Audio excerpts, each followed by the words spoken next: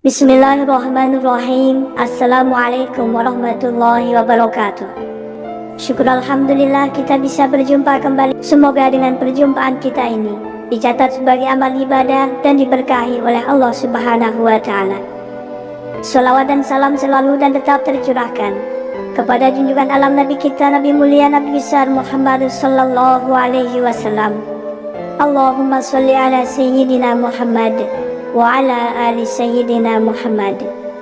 Harapan dan doa saya kepada sahabat semua, saudara semua dimanapun berada yang sedang menonton video ini, semoga Allah Subhanahu wa Ta'ala senantiasa memberikan kesehatan, keafiatan, dipanjangkan umur, dimurahkan rezeki, dimudahkan segala urusan, dan tetap dalam lindungan Allah Subhanahu wa Ta'ala. Amin, Allahumma amin.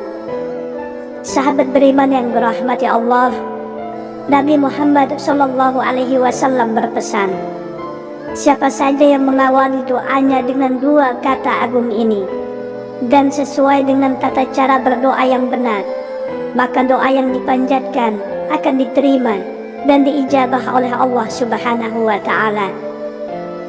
Dalam menjalani kehidupan, pasti seseorang akan mengalami pasang surut.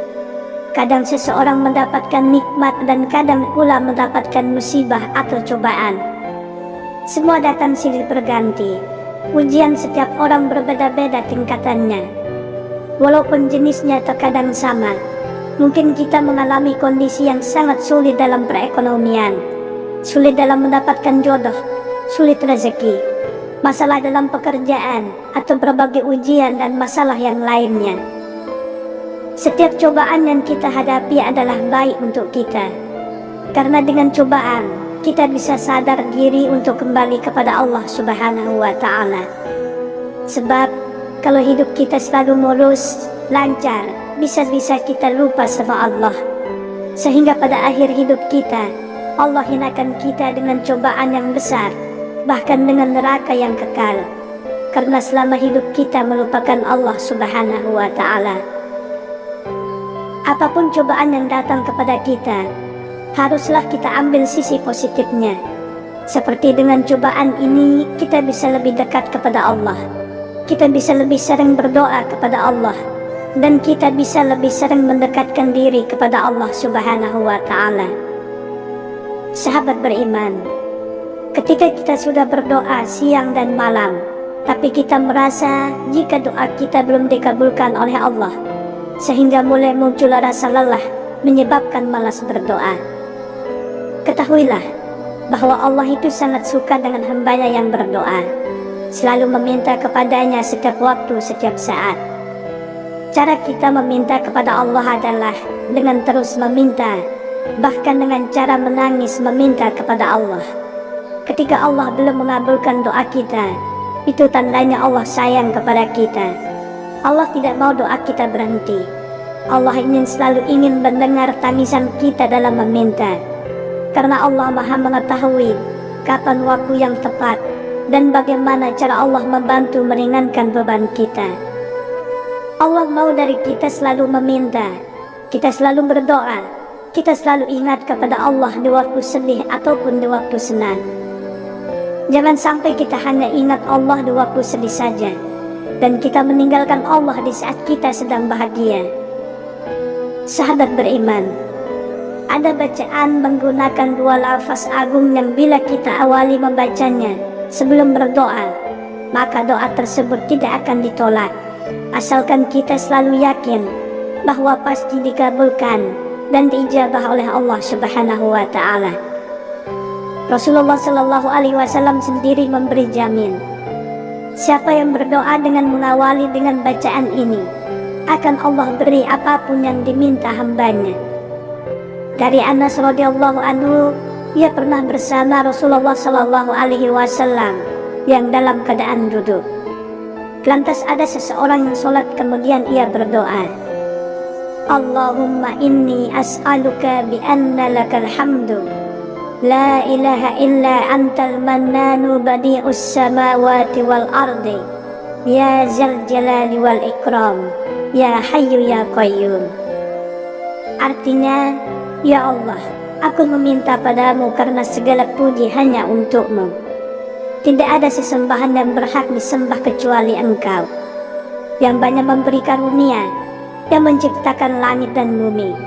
Wahai Allah yang maha mulia dan penuh kemuliaan, yang maha hidup dan yang maha berdiri sendiri, tidak bergantung pada makhluknya. Kemudian Nabi Shallallahu Alaihi Wasallam bersabda, sungguh ia telah berdoa kepada Allah dengan namanya yang agung, di mana siapa yang berdoa dengan nama tersebut maka akan diijabah, dan jika diminta dengan nama tersebut maka Allah akan beri. Hadis riwayat Abu Dawud dan Nasai.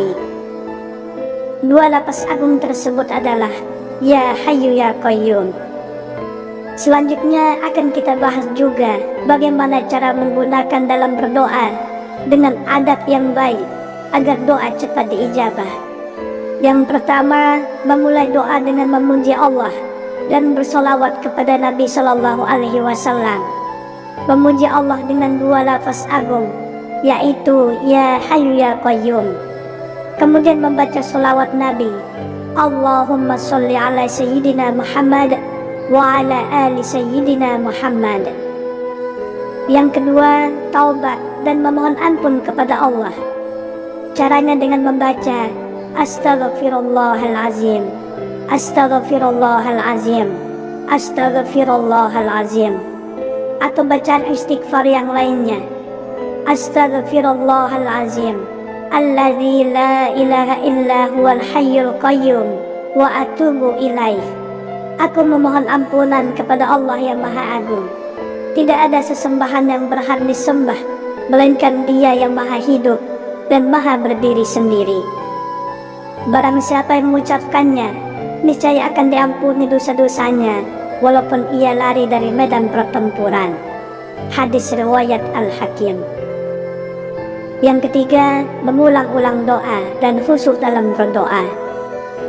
Ibnu Mas'ud mengatakan, Rasulullah Shallallahu Alaihi Wasallam apabila beliau berdoa, beliau mengulangi 3 kali, dan apabila beliau meminta kepada Allah, beliau mengulangi 3 kali. Hadis riwayat Muslim. Yang keempat, yakin doa dikabulkan dan berprasangka baik kepada Allah Subhanahu wa Ta'ala. Allah Subhanahu wa Ta'ala berfirman di dalam sebuah hadis qudsi, sesungguhnya aku berdasarkan pada prasangka hambaku kepadaku, aku akan selalu bersamanya jika ia mengingatku.